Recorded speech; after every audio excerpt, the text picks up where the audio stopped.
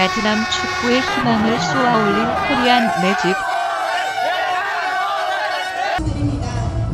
그런데 올 봄 베트남에선 또 다른 기적을 만드는 프로젝트가 시작됐습니다. 반세기 만에 산업화를 이룬 한국의 경험이 베트남의 꿈을 현실로 만드는 일에 쓰이고 있습니다. 한국의 꿈도 함께 커지게 되었습니다. 한국의 과학기술 역량을 배우고 싶다는 베트남 정부의 오랜 요청 끝에 한국 정부의 도움을 받아 베트남 국책과학기술연구소가 설립된 겁니다. 왜 베트남 정부는 그토록 한국의 국책연구소 모델을 전수받는데 공을 들인 걸까요?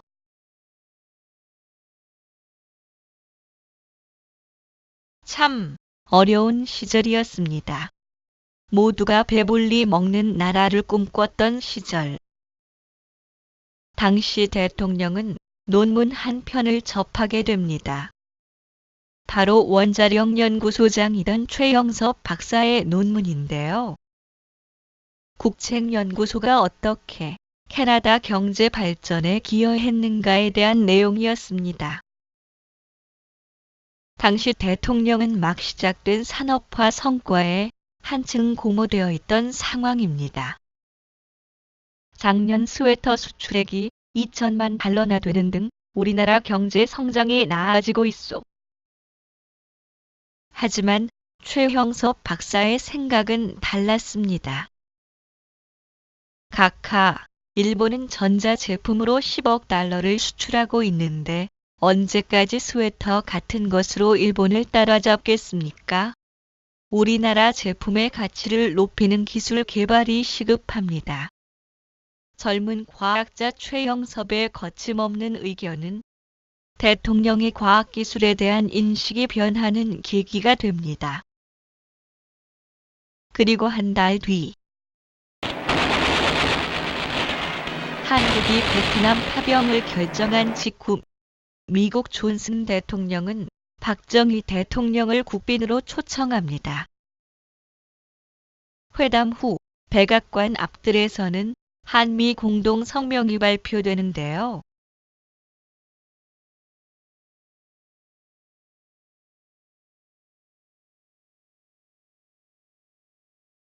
당시 실무진들도 몰랐던 내용이 포함됩니다. 박정희 대통령은 한국의 산업화를 지원할 과학기술연구소 설립을 요청한 것입니다. 키스트가 탄생하는 역사적인 순간입니다. 키스트라는 건 한국의 과학기술 근대화에 있어서 가장 중요한 컨버터예요. 변압기라는 게 있죠. 미국의 고급 기술을 한국의 산업기술에 연결하는 그 변압기 노릇을 키스트가 해준 거죠. 키스트를 통해서 결국 우리나라의 공과대학이 됐건 나중에 카이스트가 됐건 나중에 모든 우리나라 주요 과학기술 엔지니어링 대학의 인재들이 키스트를 통해서 가는. 곧이어 존슨 대통령은 자신의 과학보좌관 혼익 박사를 한국에 파견합니다. 한 달여에 걸친 현장 실사 끝에 완성된 혼익 보고서.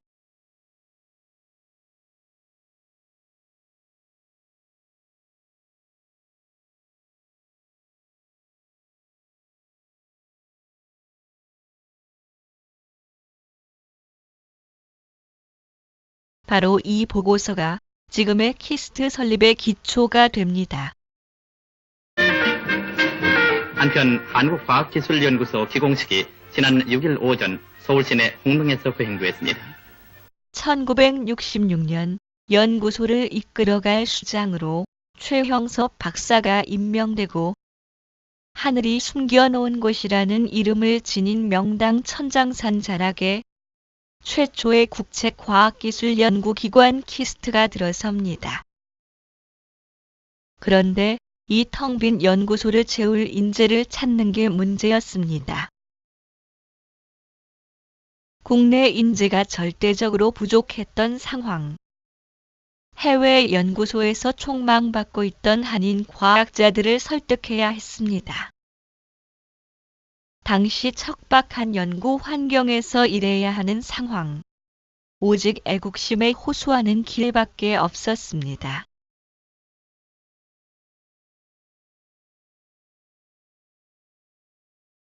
이러한 노력 끝에 18명의 과학자가 드디어 고국행 비행기에 오르게 됩니다.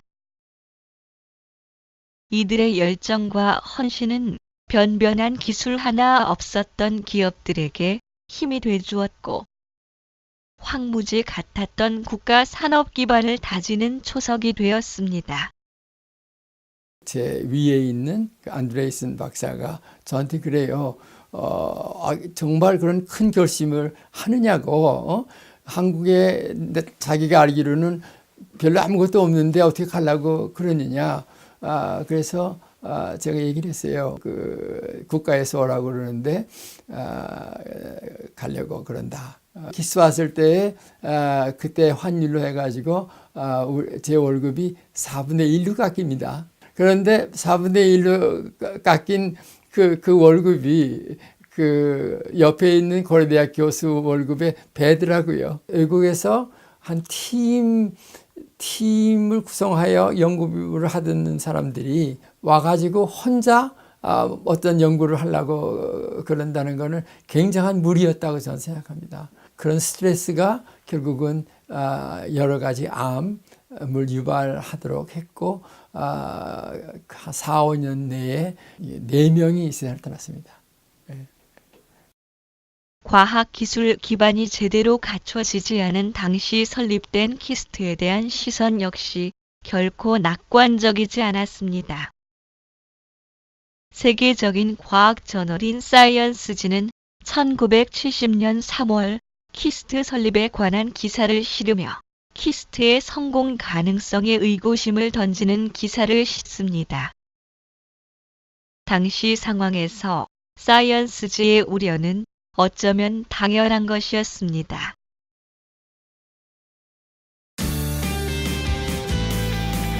하지만 키스트의 발전은 모두를 놀라게 했습니다.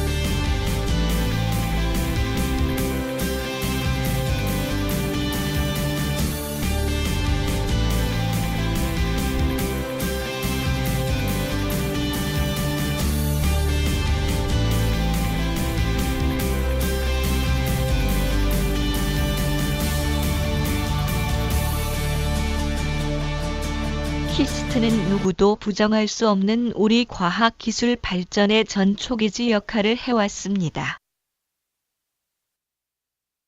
그리고 키스트는 과학기술을 통해 다양한 방식으로 국가에 기여해왔습니다.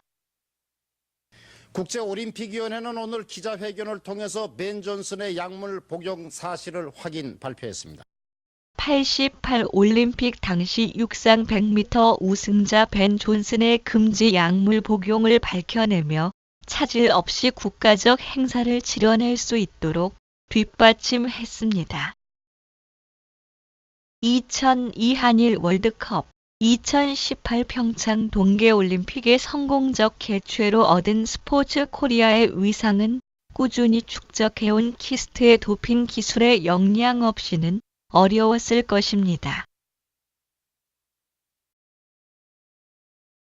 키스트는 국내 16개 출연 연구기관 모태로서 국가과학기술 체계 구축에도 중요한 역할을 합니다. 세계적인 건축가 김수근이 설계한 키스트 본관 건물은 거북이가 산으로 올라가는 형상입니다. 그 바로 옆 연못은 다산과 장수의 상징인 거북이의 산란 장소로 만들어졌다고 합니다. 16개나 되는 출연 연구소가 키스트를 모태로 탄생한 것은 본관 건물을 만들 당시부터 예견된 숙명이 아니었을까요?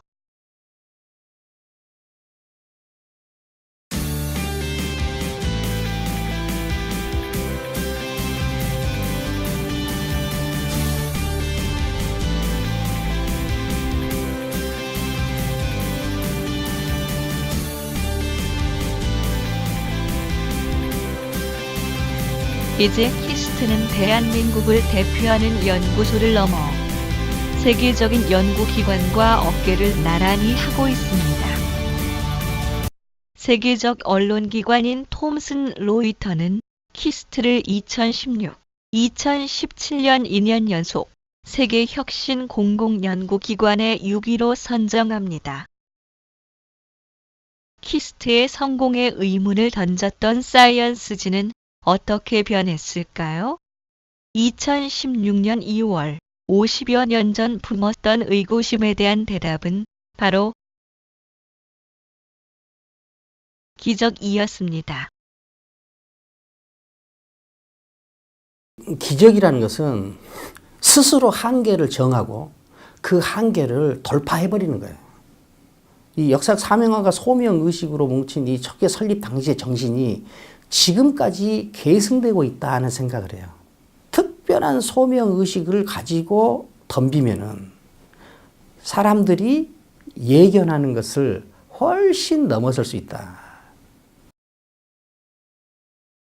전쟁의 상흔이 채 가시지 않았던 60년대. 키스트는 과학기술만이 국민의 줄인 배를 채워줄 것이라 확신했습니다. 그래서일까요? 연구소 주변에 하얀 쌀을 뿌려놓은 듯한 이 팝나무 풍경은 당시 키스트인들의 마음가짐과도 닮아 있습니다. 키스트의 비전 슬로건은 지난 반세기 영광에 안주하지 않고 미래를 향해 더 힘차게 나아가겠다는 의지를 보여줍니다.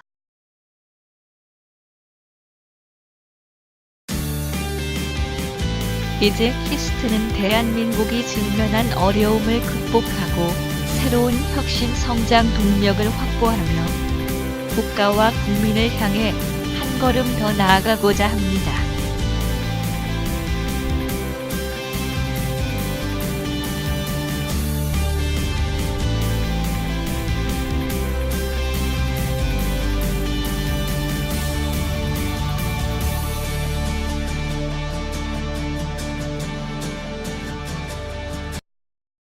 이제 키스트는 50여 년 전 혼익 보고서에서 예견됐던 것처럼 후발 개발 도상국들에게 성공 모델이 되었습니다.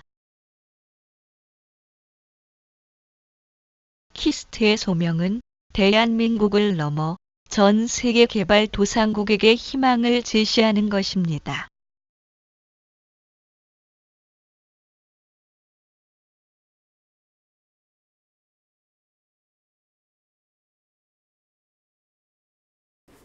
(2004년) 초대소장 최영섭 박사가 타계했습니다.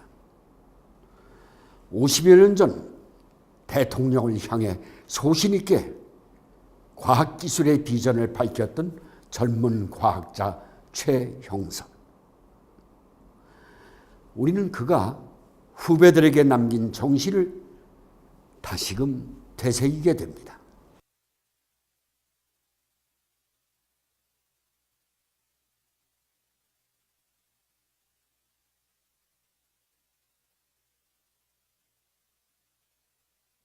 한강의 기적은 잘 사는 대한민국을 다음 세대에 물려주고자 했던 앞선 이들의 희생과 열정이 있었기에 가능했습니다. 지난 반세기 대한민국의 등불이 되어온 키스트. 이제 더 큰 빛으로 대한민국의 희망을 밝히는 키스트의 새로운 도전이 시작됩니다.